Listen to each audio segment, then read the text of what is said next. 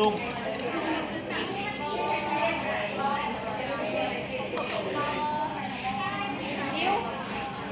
แล้วเซียนถอกเป้สโลว์ของตัวมันก็ได้โอ้ยาสมีหนอนยาเนี่ยว่ายาเนี่ยเหมือนกินอะไรนี่แล้วก็ก่อนนะแกเจ็บกระเพาะเอาเนี่ยจับ เอาสิได้เจ็บนาที5 นาทีเอาคุณจับตอนใดวะจับเวลาจับตอนนี้นะเดี๋ยวจับตอนโคตรละโคตรน่ะมันคุณจับ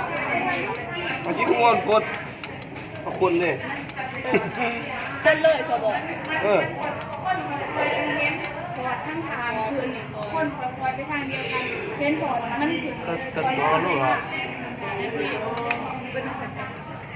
ว่าใส่อันห่อที่เขายังไม่ได้ใส่อันห่อแล้วแต่ที่เป็นวิ่งโคตรบอกคุณจะกุนอ่ะ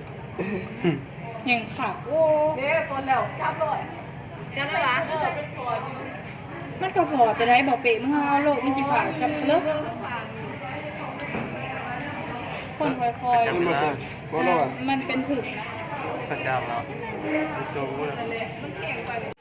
แล้วเอามาใส่น้ำให้เย็นแล้วไปตองอีกตองแล้วใส่ในอันนะฮะเราไปเซ็ตโคลอฟอร์มดีแดงออกจากกันเลย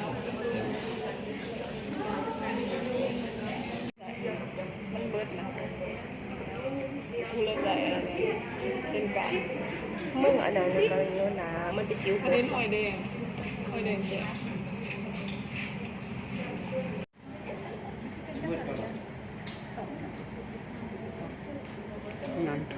จะดีไปเป็นเรื่องโคลอฟอร์มได้หรอตอนทำเอ็กซ์ว่าไปแยกไปเป็นโคลอฟอร์มก็ได้15ชื่อดาวกับชื่อดาวเต็มตัว15 ml ก็พอยี่สัน